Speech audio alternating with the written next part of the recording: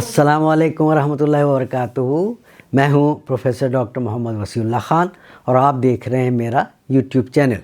आज मैं आपको कान में पानी चले जाने की वजह से जो मुश्किलात होती हैं उससे मुतालिक आगाह करना चाहता हूँ। तो बात यह है कि कान में पानी तो अक्सर व बेशतर लोगों को चला ही जाता है नहाते वक्त, या बाज़ लोग जो हैं मैंने देखा कि मरीज़ की हैसियत से मेरे पास आते हैं।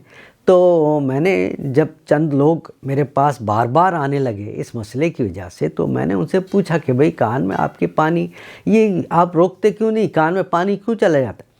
तो कहने लगे डॉक्टर साहब जो है वो हमें तो गुस्ल में पानी डालना पड़ता है, गुस्ल नहीं होगा वरना इसके बगैर। मैंने कहा ये किसने कहा भाई कि आप पानी डालिए कान के अंदर? नहीं, गुस्ल तो और वुदू भी मसा करने से हो जाता है, कान का मसा किया जाता है, कान में पानी अंदर उंडेला नहीं जाता। बहरहाल बात उनकी समझ में आ गई और वो उस मसले से उनकी जान छूटी, जिसकी वजह से वो बार बार कान के डॉक्टर को दिखाने के लिए आते थे। तो ये तो हुई एक बात, लेकिन दूसरी बात यह है कि इत्तेफाकन अक्सर नहाते वक्त कान में बाज़ लोगों के पानी चला ही जाता है और वो एक इंतहाई तकलीफ़ दे जैसी बात होती है। कुछ मज़ा नहीं आ रहा होता, आवाज़ सुनने में अच्छा नहीं लगता और आदमी का दिल चाहता है कि जल्दी से आवाज़ जो अंदर से फच फच आवाज़ आ रही है पानी की, या मेरी आवाज़ जो है वो कान जैसे बज रहे हैं ऐसी आ रही है, तो वो बहरहाल उनको मज़ा नहीं आता और वो चाहते हैं कि ये पानी जल्दी से निकल जाए। तो आज मैं आप सबको ये बताने वाला हूँ कि कान में अगर पानी इत्तेफाकी तौर पर या आपके डालने की वजह से चला ही जाता है तो उसको कैसे निकाला जाए।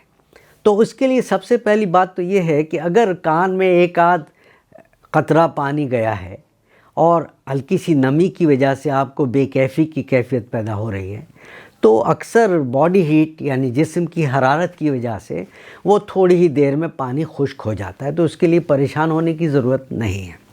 जिस मसले के लिए मैं आपको आज बताने वाला हूँ तरीक़ेकार, वो ये कि अगर पानी थोड़ा सा ज़्यादा चला जाए कान में तो फिर मुश्किल होती है कि अब ये पानी कब जाके सूखेगा, कब जाके हमारा मसला हल होगा।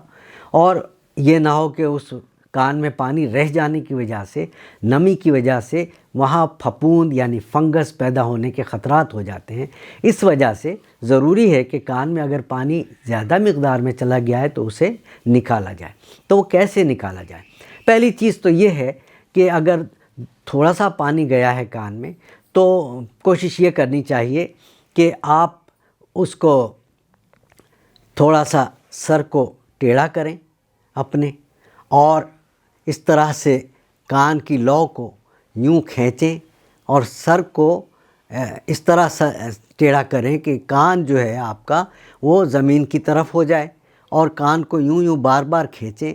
और इस दौरान जो है मुंह में कुछ च्युइंगम रखें या रोटी का लुक़मा लें और मुंह भी चलाएं। तो इस जबड़े की हरकत की वजह से और आपके बार बार इस तरह कान को हरकत देने की वजह से वो जो दो चार कतरे हैं वो आहिस्ता आहिस्ता खिसकते हुए बाहर की तरफ आते हैं और फिर बाहर आ जाते हैं। तो इस तरह से सुकून मिल जाता है और कान खुश्क हो जाता है। अगर ये मसला इस तरह से हल ना हो तो फिर क्या किया जाए? उसके लिए ये कि आप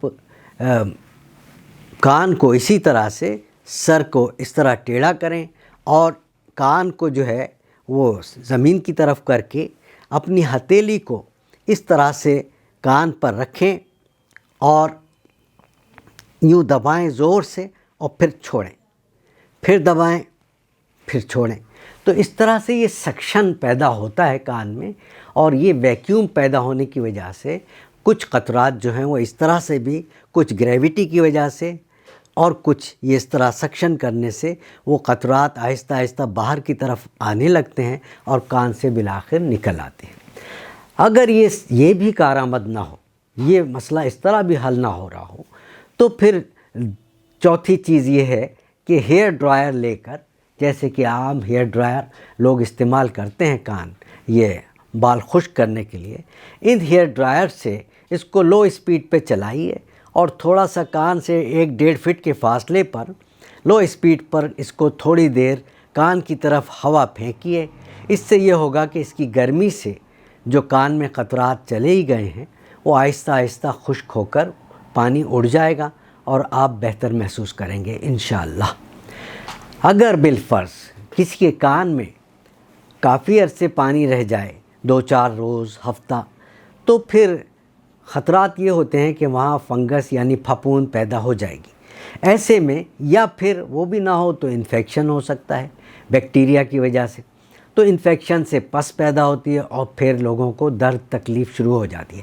تو میرا مشورہ یہ ہے کہ اگر آپ کے ساتھ ایسا کچھ ہو رہا ہے، 2-4 روز پانی کو گزر چکے ہیں وہاں پر رکے ہوئے، اور پھر کان میں درد تکلیف بھی ہو رہی ہے اور خارش ہو رہی ہے اور سب مسائل شروع ہو گئے ہیں، تو بہتر ہے، اور بخار ہو رہا ہے تو بہتر ہے کہ پہلی فرصت میں آپ کان کے ڈاکٹر سے مشورہ لیں۔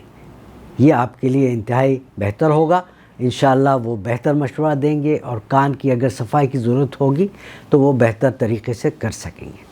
اس مشورے کے ساتھ مجھے اجازت دیجیے۔